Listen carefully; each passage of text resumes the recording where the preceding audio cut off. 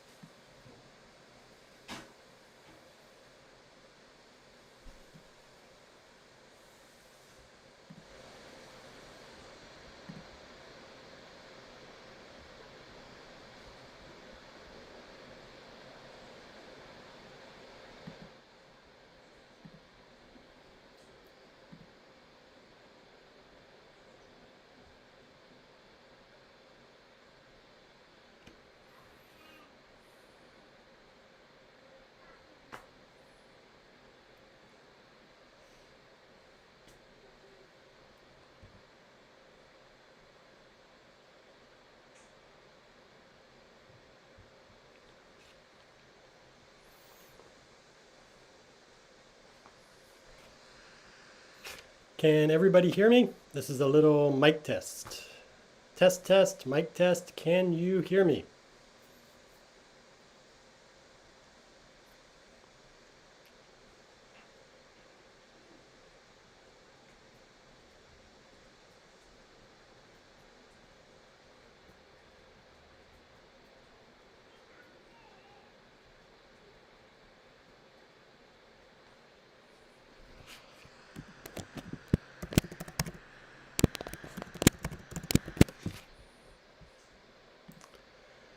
Okay.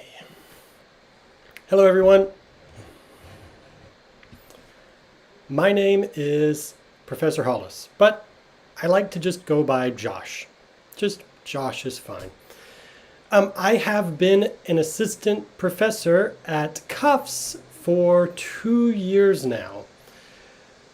And I've done Saturday classes like this offline in the classroom. This is my very first time trying YouTube.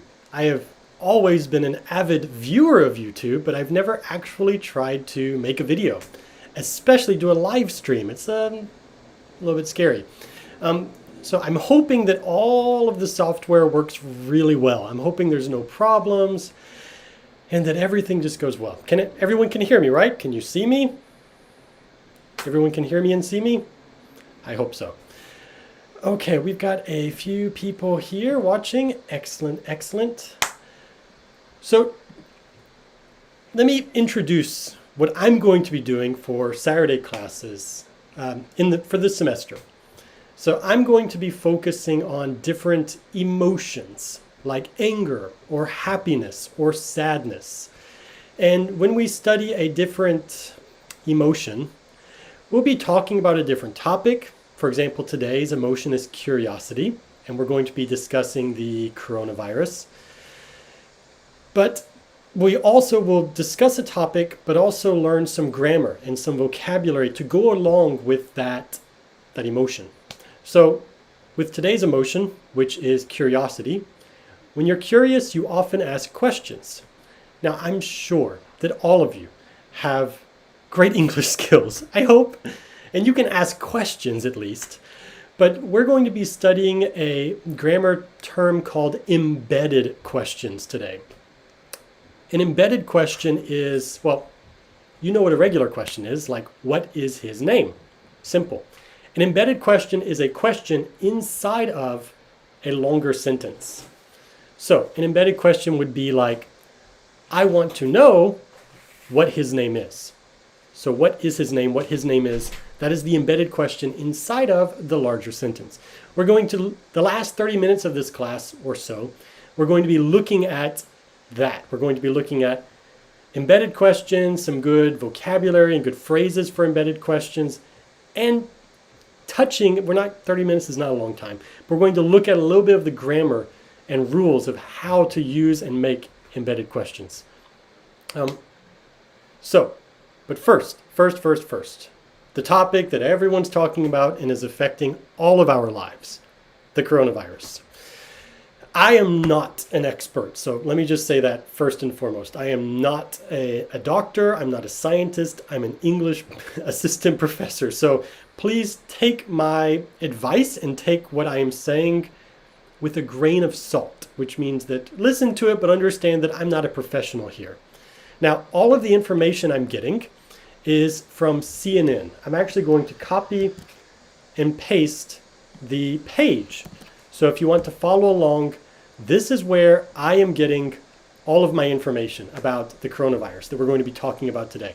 This source is great for listing a lot of the common questions that people have, a lot of the common questions I've had about coronavirus, and giving very straightforward and easy to understand answers. So before I even start with coronavirus, how has coronavirus affected your lives? It's affected everyone's lives so much, but if you can just type in the chat room a little bit, how has the coronavirus affected your day-to-day life?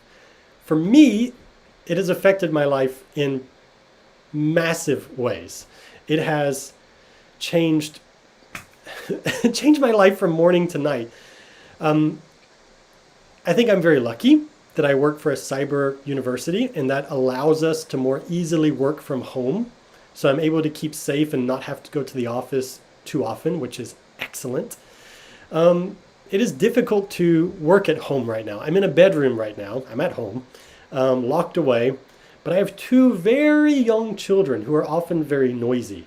So I'm hoping they don't cause too much trouble outside. But if you hear some screaming, just know that I'm not a murderer. That's just my children. There's just lots of screaming and crying happening off camera that you can't see. But yeah, it's affected my life. That definitely staying home, definitely washing hands more than I ever did. I always washed hands, but also sanitizing everything. We spray alcohol on all of the packages at home. Whenever we receive 택배, whenever we receive packages, we spray them down with alcohol before we even open them. We don't go outside anymore. The kids' daycare, 어린이집, pretty much closed except for emergencies. So it's just like the outside world doesn't exist anymore, really. Even when the weather, like today, is quite nice, I know I'm not going outside. So let me read some of your comments. Wow, okay, Professor Cassandra Nikiforek is watching this. Hi. So Lee Hyunjung has said, I always stay at home. I think that's good. That's responsible. I think it's amazing that for once we can be heroes.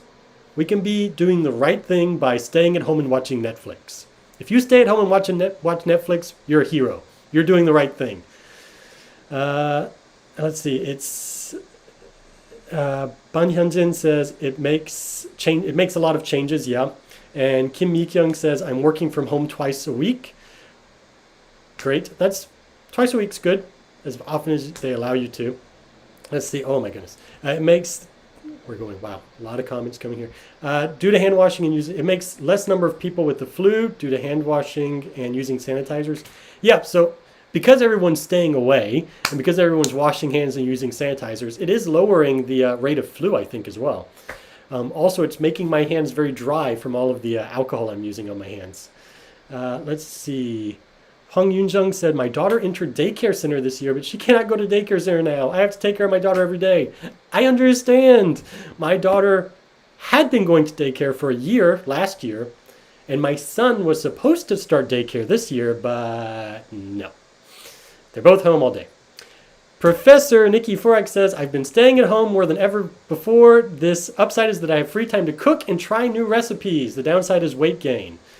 You're cooking lots of food. Why aren't we having any of these, snacks and cookies in the office, huh? Let's see. Youngju says, I've canceled all trips to Europe this April. Me too. My family lives in the UK, and I haven't seen my mother and some of my brothers for years, for like 2 or 3 years almost. And I was supposed to go visit them. All of my family were supposed to go in July. We had to cancel. It's been years since I've seen my family.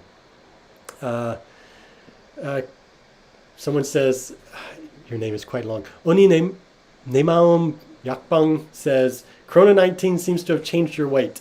A little bit. I don't know if you mean it's gone up or down. I feel like I've lost weight recently, but it's just because I'm so busy at home. Let's see.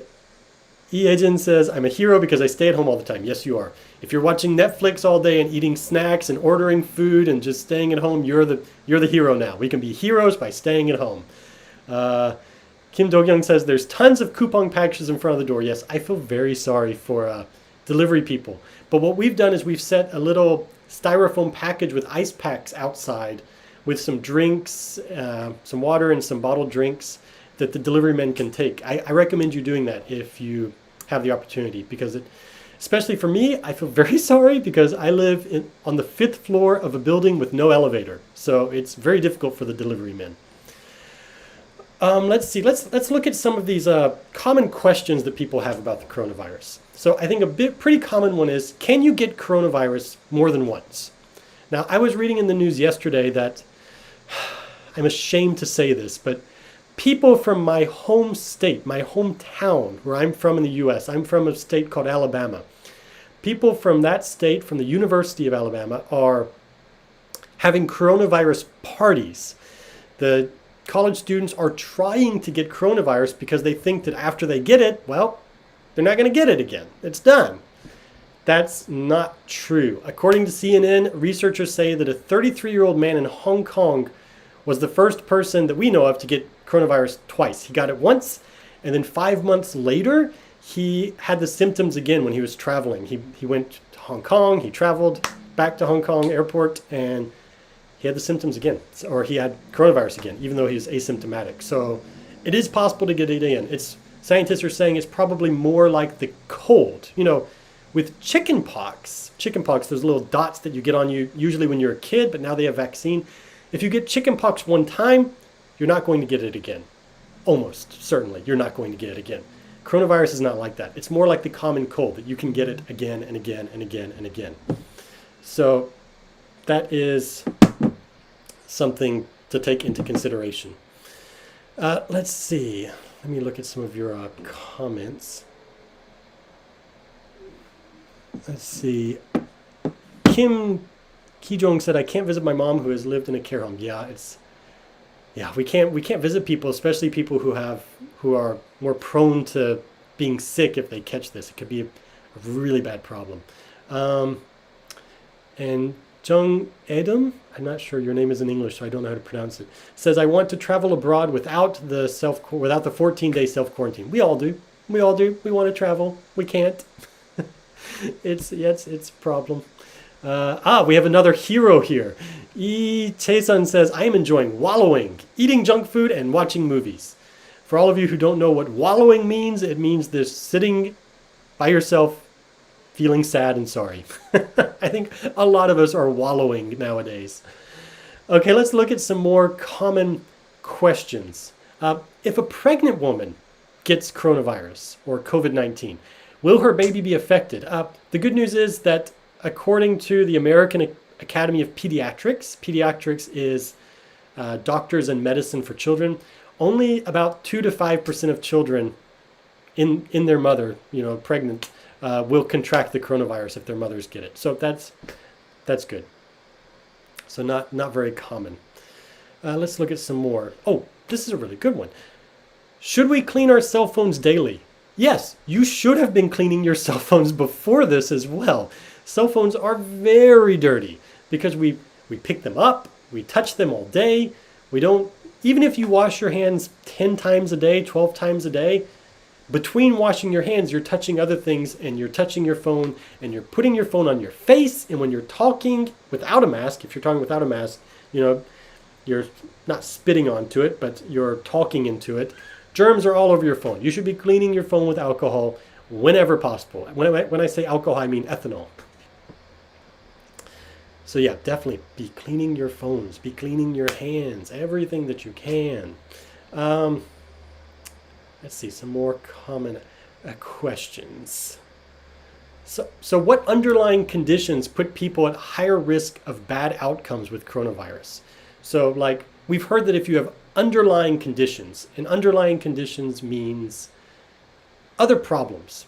Maybe you have asthma, maybe you have heart problems.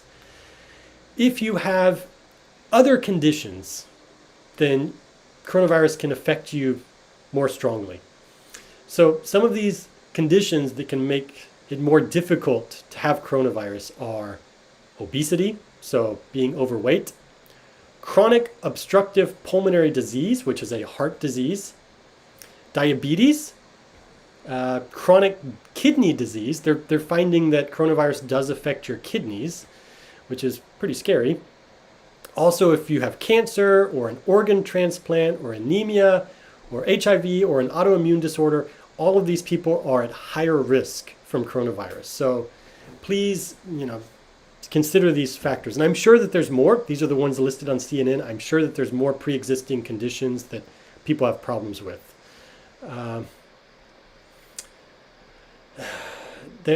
Unfortunately, we don't know when a coronavirus vaccine is going to happen. That's a pretty big problem. When is the coronavirus vaccine going to come out? Probably not this year. I don't think CNN discusses it on this page, but not right now. But when it does come out, how much will it cost? CNN is a U.S. source, so the U.S. is estimating it will cost approximately $40 or 4,500 won per dose, which is cheap in my opinion, because every year I get the flu vaccine, and that's about 3,000 won, 30,000 won, so it's not much more than that. But speaking of money, I want you to consider, this is curious about coronavirus, and I'm American, so I've been keeping up with some American news. Korea is doing quite well with the coronavirus, especially our numbers are finally going down again after this second spike. We were up to, I think, 400 cases a day a week ago, but today or yesterday it was down to 250, I think, or somewhere in the mid 200s, which is it's going down again because we're at 2.5, restrictions now. But in the U.S., they are not doing so well. It's just raging. Coronavirus is really bad there. Just not a good situation in the U.S. I was reading an article just this morning about a man in, I want to say Washington State, Seattle. So Seattle is in the northwest area of the U.S., and it's where Starbucks is from. We'll say that. Seattle, that's where Starbucks is originally from. This man had coronavirus. He went to the hospital, and he stayed in the hospital and got treated. And then he received the bill for his treatment. In Korea, if we get treated, our bill is going to be a little bit, not terrible. His treatment cost was more than $1 million. That is more than 12억 for his treatment. That is crazy. So that's, don't get sick in America. Not a good idea. You'll be paying way too much money. Let's see. So what are some of the long-term effects of coronavirus? Some of the long-term effects are shortness of breath. So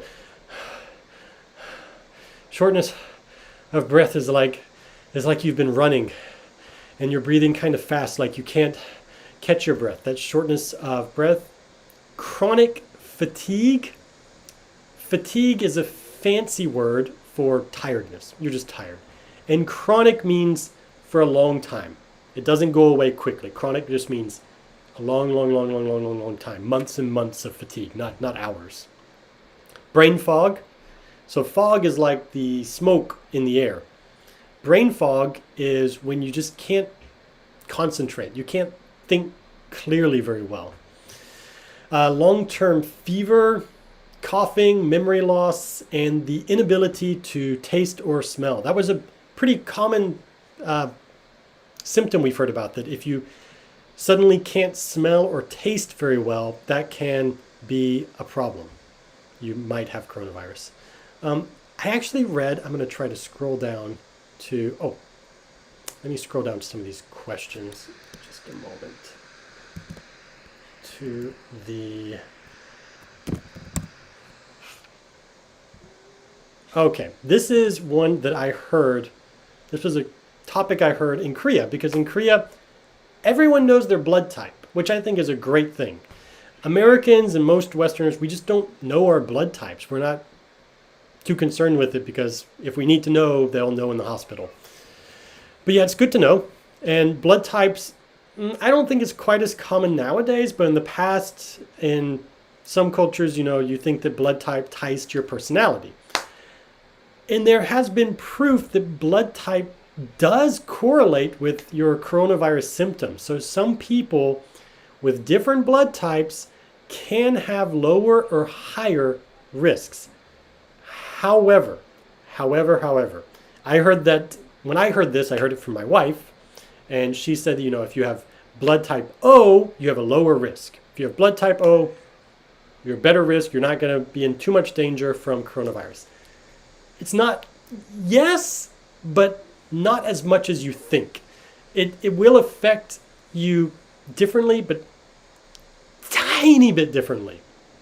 Don't think that if you have blood type O that you're invincible. That is the wrong way to think of it. Don't think that, I have blood type O, so if I get coronavirus, I'm not going to have strong symptoms.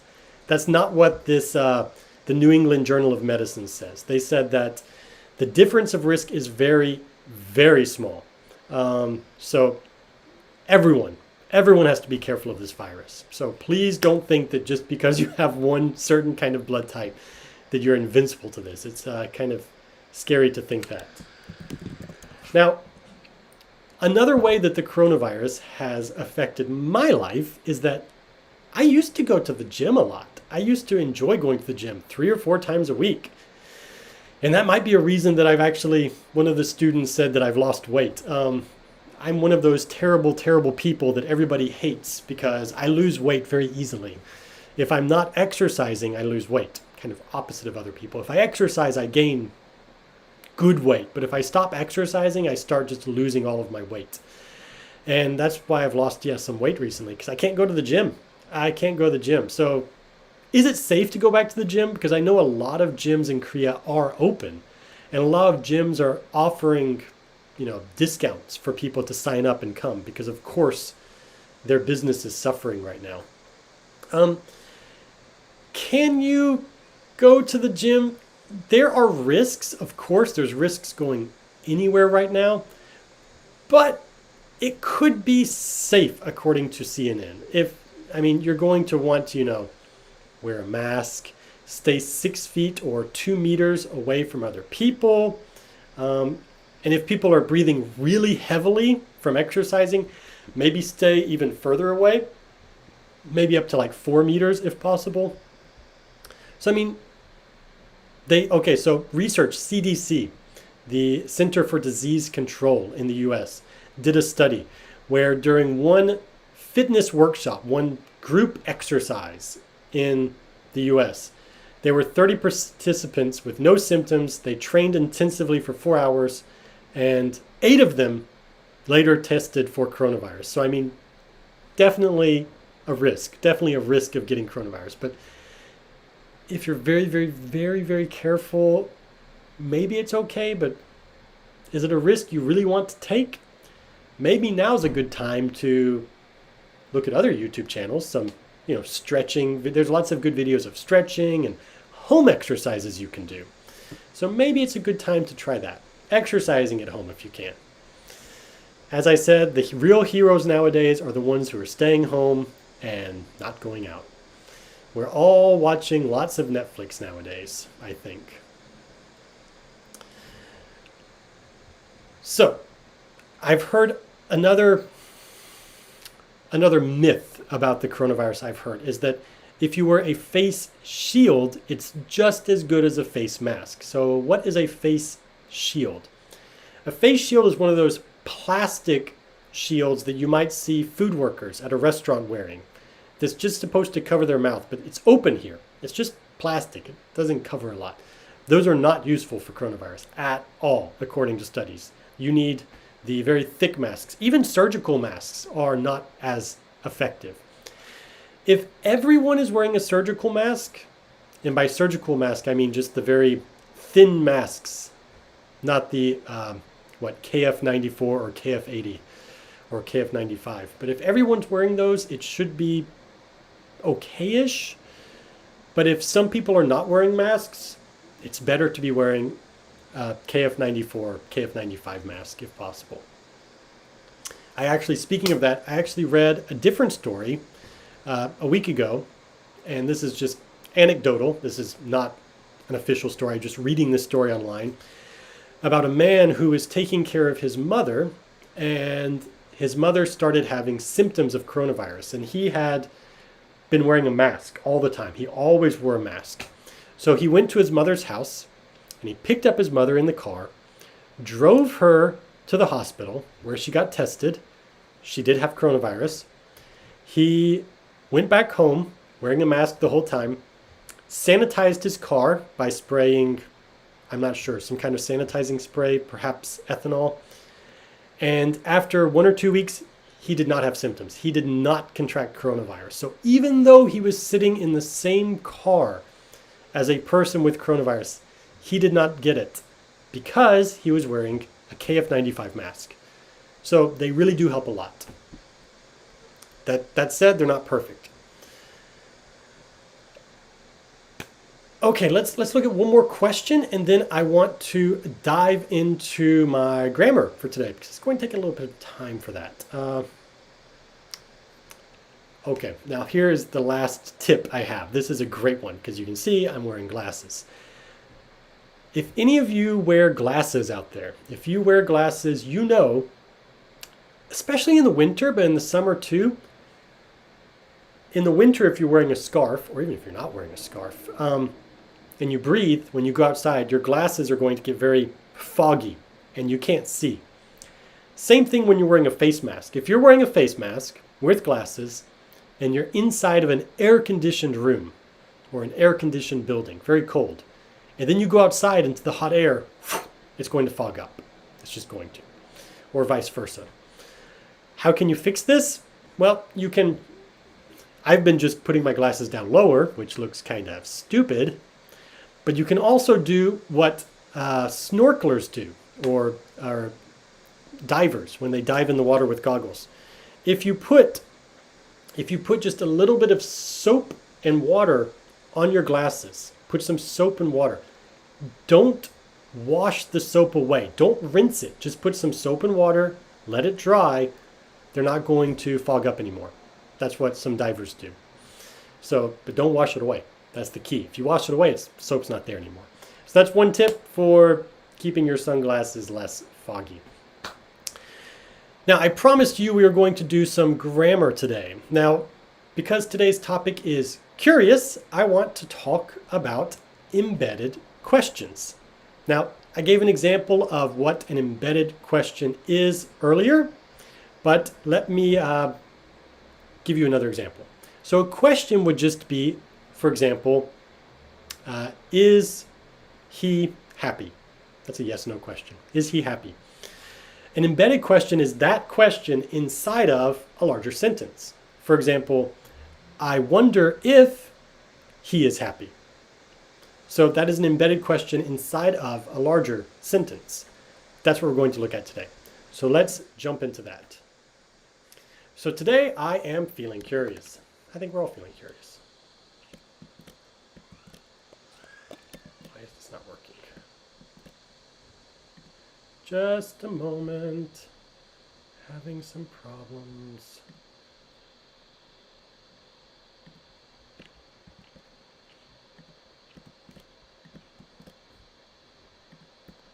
Wonderful. Why is this not working?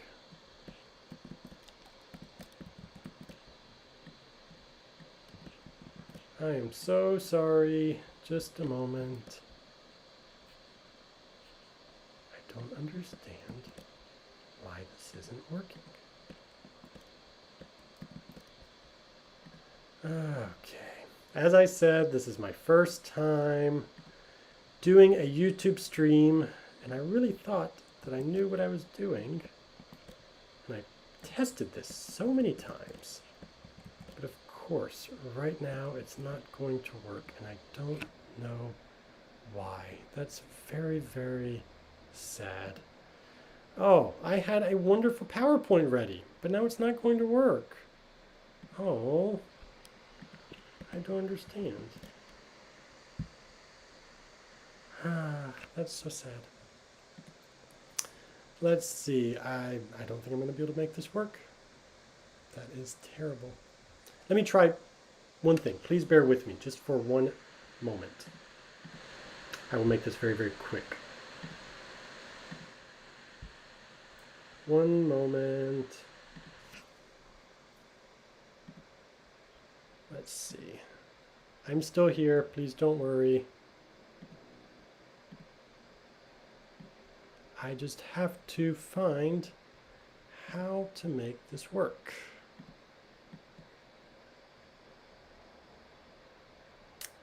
Okay. One moment. I'm so sorry.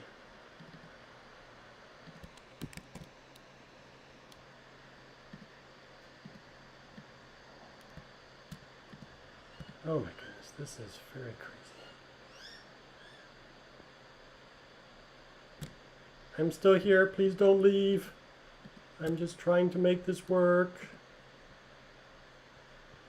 Because for some reason it doesn't want to work. Okay, just a moment. Maybe we can make it work. Okay, almost there.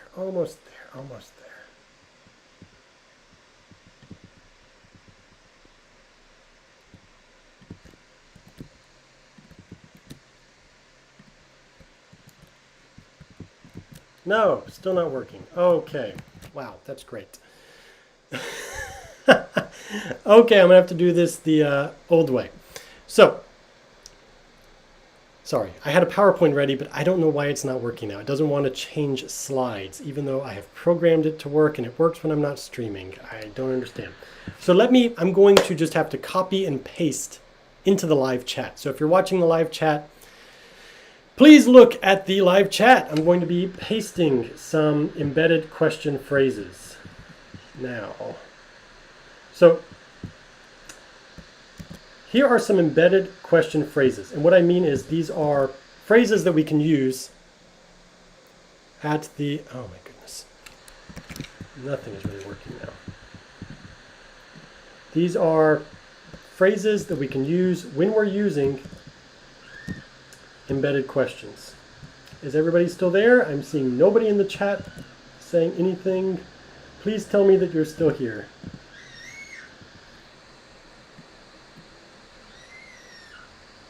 Is my chat not working either? Okay. Okay, great. Everything is going so slow on my computer. I haven't seen any of your chat messages for the past 15 minutes. They all just popped up right now. That's just wonderful. So everything that I'm typing right now, it's going to just be really sporadic. These are all some embedded question phrases we can use. So for example, I'm curious, like I'm curious if he is happy, or I wonder if he is happy, or I'm dying to know if he is happy. Someone asked me if I'm using OBS. Yes, I am. I'm using OBS for streaming, which should allow me to change scenes. I should be able to just click a button and you'll see my PowerPoint, which you could see my PowerPoint. I think you could see the first slide. But it wouldn't let me change slides, even though I spent way too long last night figuring out how to use OBS and programming hotkeys so I could actually just push a button and change a slide, and it worked perfectly last night. It worked perfectly this morning. But of course, when I get in front of all of you lovely people, it stops working. I don't understand. So these are some phrases you can use at the beginning of embedded questions. So for example, like, I don't know if he is happy. Do you know if he is happy? I'd like to know if he is happy. Could you tell me if he is happy? Do you have any idea if he is happy? Let's see, do you have any idea if he is happy? Or maybe, did you find out if he is happy? So these are some phrases that you can use with embedded questions. Let's see.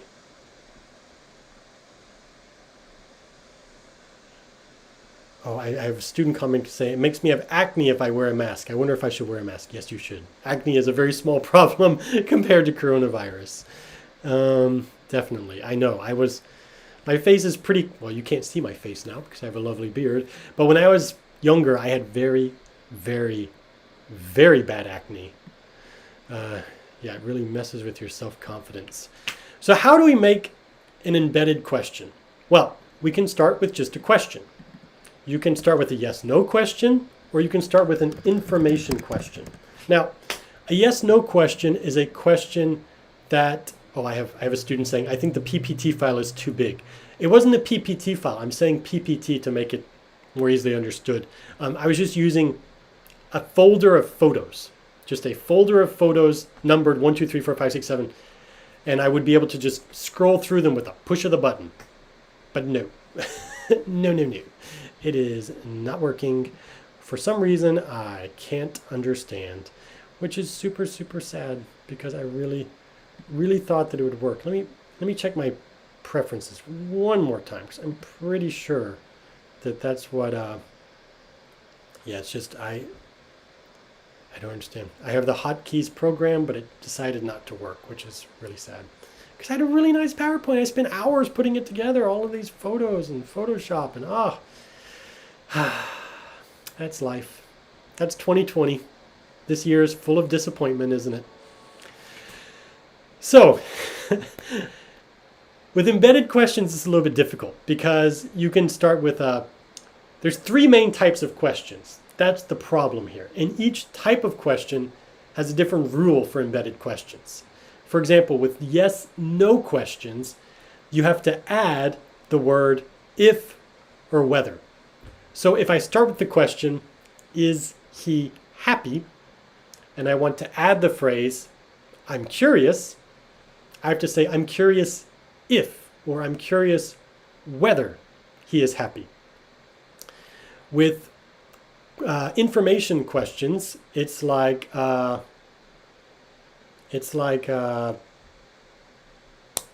easier because you don't need to worry about if or whether. You already have the question, what, where, when, why, how. There's another type of question that makes it even more confusing, and this other type of question I think is harder for ESL learners because it looks like an information question. And it is, but it's a subject information question. So what do I mean by a subject information question? So let me show you an object information question. An object information question would be like this. What is he eating? So in this, what is he eating? What acts as the object? If you answer this, you would say he is eating what? He is eating pizza.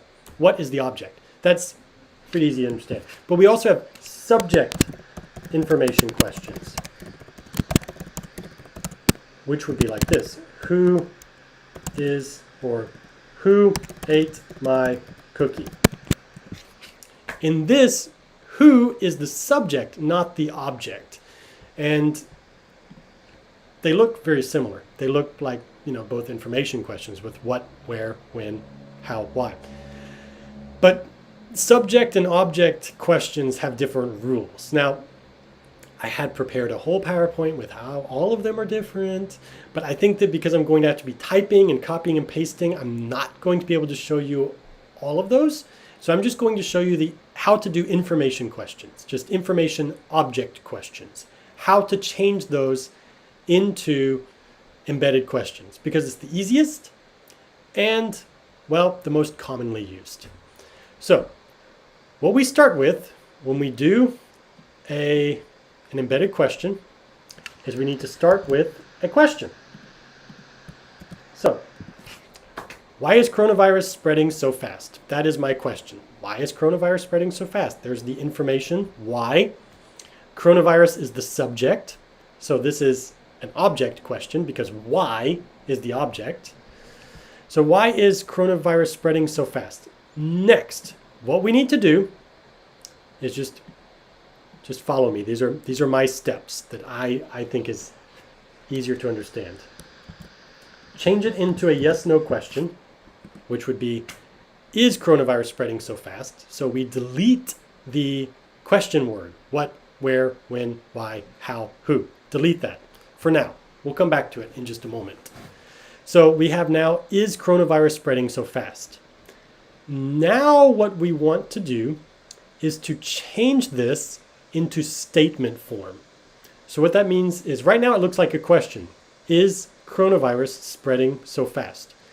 Changing this into statement means that it's not a question anymore, it's a statement. So it would look like this. Coronavirus is spreading so fast. Now it's just a statement, not a question. So now that we have the statement, you add the question word back. So now we would add the question word back, which looks a little something like this. Why coronavirus is spreading so fast? Now, this is not a correct sentence. Don't say this. This is incorrect grammar. But I'm just showing you the step-by-step how to use it as an embedded question.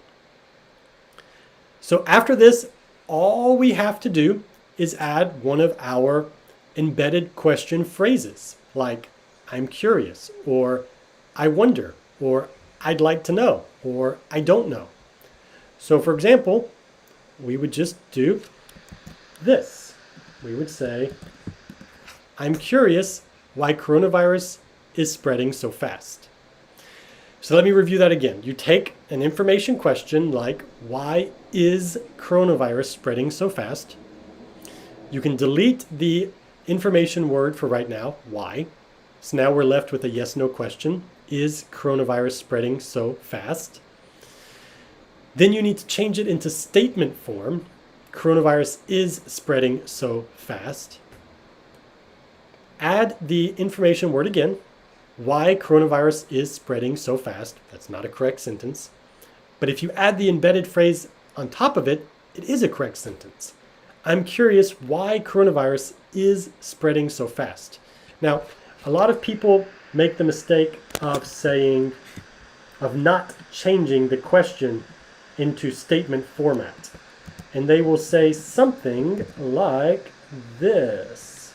They will say, I'm curious, why is coronavirus spreading so fast? I'm curious, why is coronavirus spreading so fast? This is incorrect grammar. And I think that's why embedded questions are so difficult, because we have to change them to this statement format. Now, when you're using be verbs like is, am, are, was, were, like I did in this sentence, why is coronavirus spreading so fast? It's pretty simple. You just move the be verb. Very simple.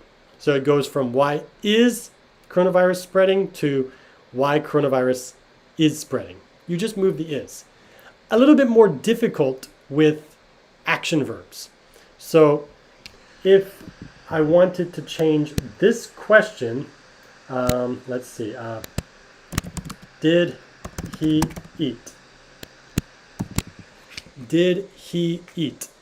It's a yes/no question, but how would we change this to statement form? What would the statement of this question be? I'll wait for someone to type. Again, I don't know if I'm not getting text messages or what, or if everyone's just politely being quiet, but I'm seeing no messages at the moment, which is a little worrying. My poor computer's fan is working very hard right now. Anyone? He ate. Thank you. Thank you for you, JJK. He ate. Correct. So you see, especially with past tense, it can be confusing because did eat becomes past tense. Did he eat becomes he ate. So if I wanted to say, I'm curious, I wouldn't say I'm curious if did he eat. I would have to say I'm curious if he ate. We have to change it to statement form. Great, thank you. Also, Kwaktai said he ate. Excellent, good. You guys are paying attention. Awesome. Even though my first YouTube experience is falling apart.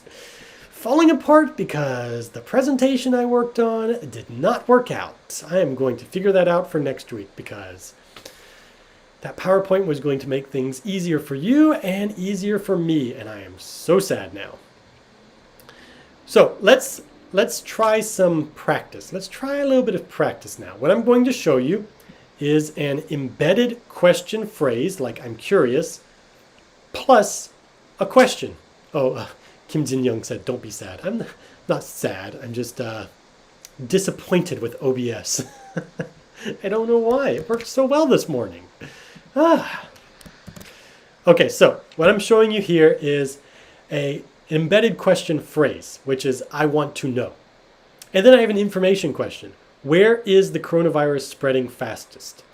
How would we change this into one sentence using an embedded question phrase, an embedded question? How would we change this into one sentence? I will wait for someone to reply with an answer.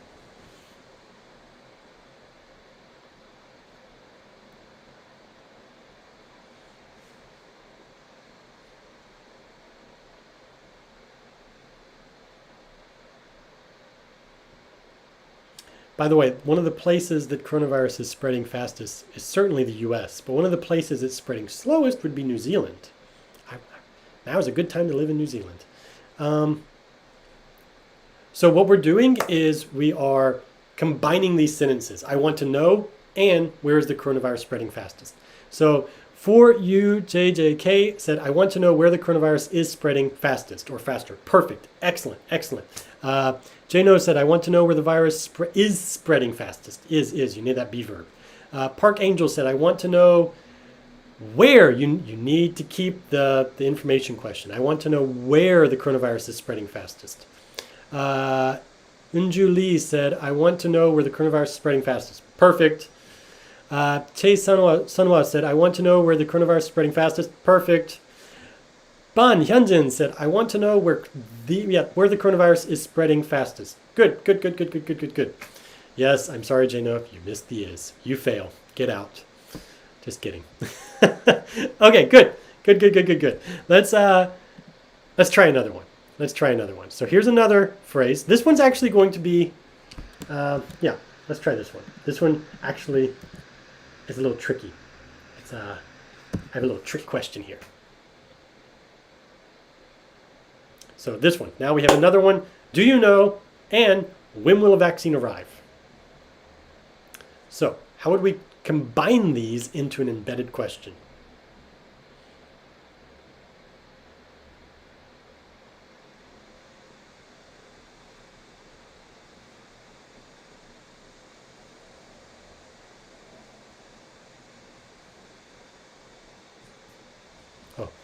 Hej said, I'm curious how we can prevent coronavirus. Very good. That's a good sentence. Okay, and for you, JJK, you're really fast. Do you know when a vaccine will arrive? Perfect. Unjuli, do you know when a vaccine will arrive? Great. Kwak Dai said, do you know when a vaccine will arrive? You need a question mark. That was my trick here. For most embedded questions, if you want to say, I don't know, or I'm curious, or I want to know, those will end in a period because they're statements. Even though they have a question inside of them, they are statements. I don't know if he is happy is a statement. But because this starts with a question embedded phrase, do you know, you have to have that question mark. Joyce Wu is saying, exclamation mark. I mean, if you're very energetic, I guess you could use an exclamation mark, but question mark is more appropriate. So remember, if the embedded question is a question itself, do you know, you have to have that question mark at the end. So yeah, do you know when a vaccine will arrive? Excellent. Very good. All of you good. Don't be sorry. You're good. Don't be sorry. This is a learning experience. If anyone's sorry, it's me because my lovely PowerPoint did not work. Okay, let's try another one. Another little practice here. Here's another phrase. I don't know, and why isn't he wearing a mask? I don't know. Why isn't he wearing a mask? How can we combine this into one sentence?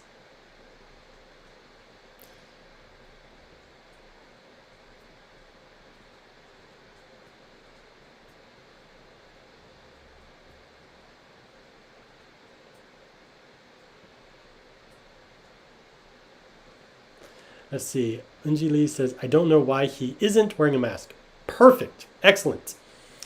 Oh my goodness, they're coming fast. Hwak Yoonjung says, I don't know why he isn't wearing a mask. Perfect. For you, JJK says, can I say indirect question instead of embedded question?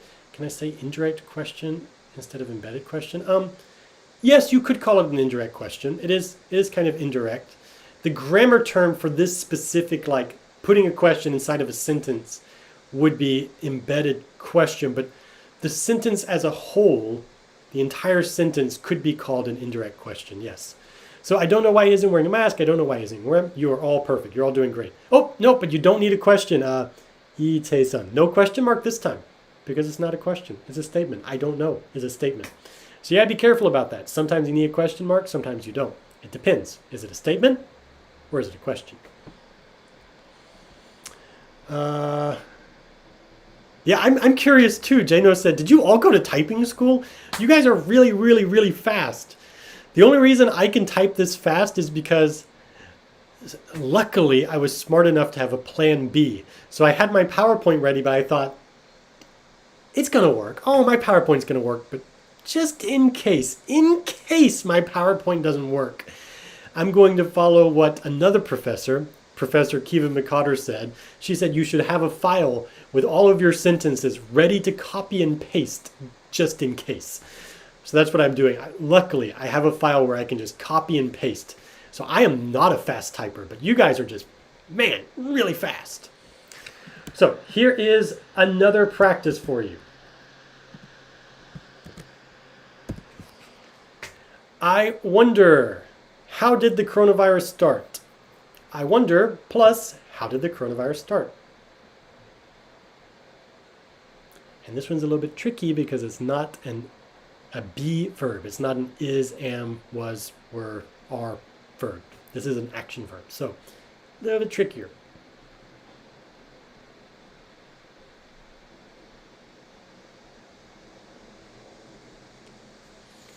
So Jano says, I wonder how the coronavirus started. Great. For you, JJK says, I wonder how the coronavirus started. Unji Lee says, I wonder how the coronavirus started. Yunji Lee says, I wonder how the coronavirus started. Good, good, good, good, good, good, good. But no question mark, no question mark. This is a statement. If I were to say, do you know how the coronavirus started? That would be a question. Or can you tell me how the coronavirus started? Or will you research how the coronavirus started? Those are all questions with question marks, but I wonder is a statement. So just a period. No question mark this time. I'm not sure if it was you, Jay. No, I saw somebody. I'm not sure who it was who had a question mark. This is my last one. My last question practice embedded question here. So this is the last one. Do you have any idea? Do you have any idea where the most successful country is? When I say the most successful, I mean the most successful country at keeping the coronavirus numbers down. So we have some more. I wonder how the coronavirus started. I wonder how the coronavirus started. Period. Very good. Yeah, strong period. Good, good, good, good, good. But my last one. Do you have any idea where the most successful country is? Oh, I actually made a mistake here. Oops, this one's actually already in statement format. It should be where is the most successful country. Oh, no. Let me type that again. I made this file at like 3 in the morning, trying to figure out OBS. So it should be where is the most successful country. There we go. Yay. And my chat room is not refreshing. That's not good. Yeah, it's correct already. Jano said, man. Yeah. So do you know, yeah, it should be, do you have any idea where the most successful country is? Korea, Jano says. No, but close. Korea's doing very well. Korea actually, a lot of news sources in the US have been talking about how Korea has been doing very well to flatten the curve. Flatten the curve means push down the number and make it from spiking too much. Because when you have too many spikes, too many people getting coronavirus at one time, the hospitals have a hard time keeping up. But the most successful country is New Zealand. Until a week ago I think they had some more cases, but before a week ago they went, I think, a whole month without one case, not even one case of coronavirus. So, yeah. And this should have a question mark. This one should have a question mark. Do you have any idea where the most successful country is? Question mark. Good. Okay, and like I said, I've only shown you how to do this with information questions, with object information questions. With subject, we have 7 minutes left, so I'll show you very quickly how to do this with a subject. So if you say, I want to know, plus who ate my cookie. So this is, who ate my cookie is a subject information question because who, the question word, is the subject. So with these subject information questions, we don't have to change them to statement form. We don't have to change anything. It's perfect as it is. Just, I want to know who ate my cookie. It remains the same. Jano said, where is New Zealand located? It's next to Australia. Nope. If you if you say, see, this is where it gets confusing. If you say, I want to know who my cookie ate, that means your cookie ate somebody. If you have a cookie eating other people, you have a very bad cookie. So yeah, so with these subject information questions, you don't change anything. That's where it gets confusing. With the object, we have to move the verbs around, and not with subject. It stays exactly the same. So I'll show you another example. I don't know. See, now I'm typing. I don't have these copy and pasted, so you can see how incredibly slowly I'm typing. I don't know, let's see, what hurt me? So the question could be, what hurt me? Like, what hit me? What was that? Oh, Joyce Wu has a good one. I know who killed him. Yeah, who killed him would be the question, and you don't have to change anything because who is the subject. But I don't know what hurt me. Again, the full sentence would just be, I don't know what hurt me, period. The end. It's very simple. With yes, no questions are almost exactly the same as information questions. So if we say, let me show you. We had this sentence earlier. I gave you this example. Do you know when will a vaccine arrive? And the answer was, this was the answer. Do you know when a vaccine will arrive? But, if we change this to a yes, no question, which means we have to get rid of the information word when, and it would look like this. Will a vaccine arrive? So will a vaccine arrive is a yes, no question. Will it arrive? Yes or no. For this, we have to add or whether. Why is it not typing? If or whether. And what's happening? I'm not sure what's happening.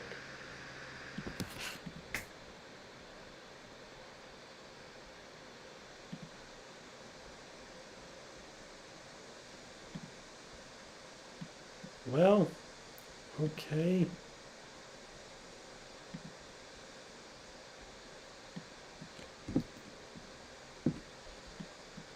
What happened? If you can still hear me, my computer is frozen. I don't know what's happening. I'm trying to fix it, but I can't type. I can't see anything. That is not good. That is not what I like. Okay, great. I am not sure what happened here. Oh my goodness. Okay, if you can still hear me, I'm sorry, my computer, oh. Am I still here? Okay, oh my goodness. Okay, yes. Some students are saying if or whether. Yes, you need to add if or whether in place of a question word. I'm sorry, my computer is going a little bit crazy. It's freezing up. Joyce Wu says I'm still in the air. Thank you. All of my messages just came right now. I think I'm going to have to go right now because the next professor needs to start. I'm sorry I couldn't quite finish the lesson or have the PowerPoint ready. I will have it hopefully working next week. We'll see. Thank you all for joining me, and it was a pleasure, and I will see you all next week. Please stick around. Please don't go anywhere because our next professor will be on in just a moment.